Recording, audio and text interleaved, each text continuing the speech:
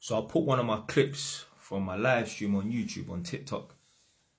And in that clip, I'm saying that, you know, really and truly, you should want to save up £1,000 a month. Because if you're saving up £200 a month for 5 or 6 months, you're going to have £1,000 or 1,200. And then when you look back over 5 or 6 months, you're only going to have 1,200 in savings, as opposed to if you're saving up £1,000 a month for 5 or 6 months. It's not because it's £1,000. The logic behind it, the incentive behind it, is every month you're almost hitting a new milestone. You've gone from 1 grand to 2 to 3 to 4 to 5 to 6. When you look back over a 5 or 6 month period, you see like, right, man saved up 5 grand, 6 grand. That's an incentive, yeah? For the most part, most of us human beings, and that for us to continue with something, we need to have some sort of results if we're putting in hard grind and hard sacrifice and that. So that's the incentive behind saving up £1,000 a month. It's not because, oh, it's £1,000. It's because every time you look back or look at your bank account, you see extra numbers and that. You get me? You see 1,000, 2, 3, 4, 5, 6. So obviously received a few comments underneath that video on both accounts, and someone also left another comment. I don't know what happened to, because I don't delete no comments. Yeah, I actually go into the folder where it's like they've been like hidden or whatever, and people are like, shut the fuck up, idiot. But you say what you want, I will approve your comments. It don't matter to me, man. Man can say what they want, yeah. So people try to disrespect, man, whatever, and I approve those comments because it doesn't matter to me. But someone, maybe it wasn't even underneath this video, maybe I was talking about it in another video, and someone else said, oh, it's easy to do when you're living at mummy and daddy's house and that. So this person said, yeah, it's easy with a partner when I'm talking about saving up £1,000 a month.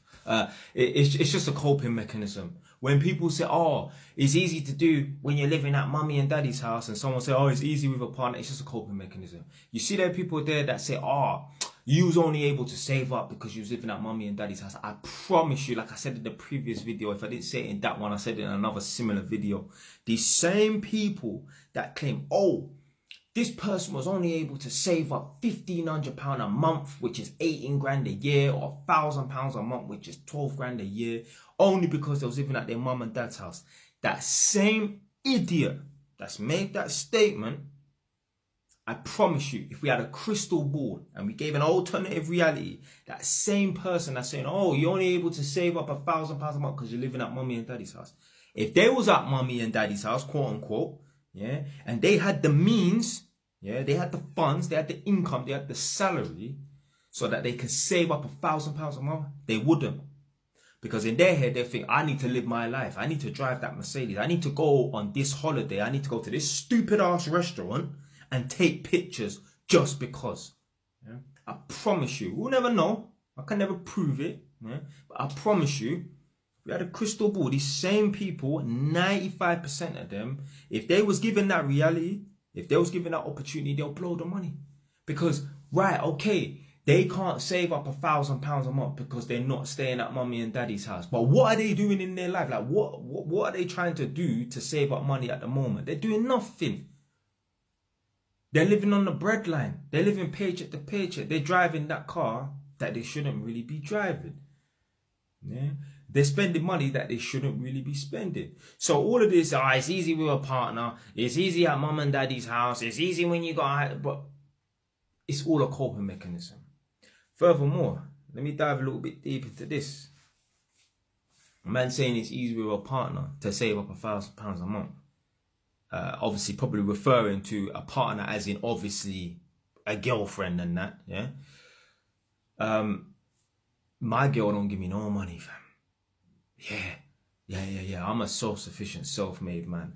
I don't take a penny from my girl. She's never paid rent. This girl has been in my house for 12 months. Well, she's been a part of this household for 12 months, but it was a 1 month period where I gave her a little bit of a holiday, if you get what I'm trying to say, yeah? But she's been a part of this household for 12 months, yeah? She's never paid a penny rent. I don't need her money, yeah? My girl, the only contribution she does in terms of like monetary value is I just make her buy the food. And this girl's like, oh, I spend £400 a month on food. Yeah. This girl's buying salmon. Yeah, if any of you lot think like, oh, why is a food bill £400 for the month? The girl's buying salmon, you know. Salmon. Yeah, salmon's expensive, blood. Yeah, that's probably why her food bill's so. Nah, I'm playing around. But yeah, that's the only sort of monetary value she contributes to this house. Because I don't need her money. Her money don't make no difference to me. Yeah, I'm so good. I'm so set for money that you see the money that I get from my properties that I've got rented out. I don't even touch the money.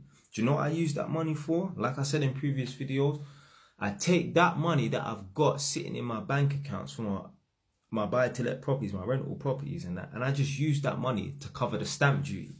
So over the last 3 years, I bought 3 properties, yeah? I completed on one recently, which is in December of 2023, so last month. Then I completed on one in December of 2022. And then I completed on one in February of 2021, round about then. February 2021. So over the last 3 years, I bought 3 properties. And then previously, the first UK property I bought was this house here that I'm in right now. But that was in 2017. So every time I bought a property, I've had to spend like, the last 2 properties I bought, which are both opposite each other, I had to spend like 3,500 on stamp duty.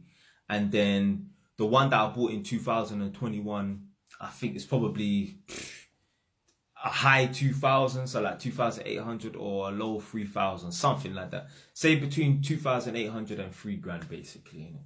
So I just use the money that I get from my rental properties and that to pay for the stamp duty. So it doesn't even come out of my pocket like that. I hadn't had to take money out of my hard-earned cash to pay for the stamp duty for these properties. You know?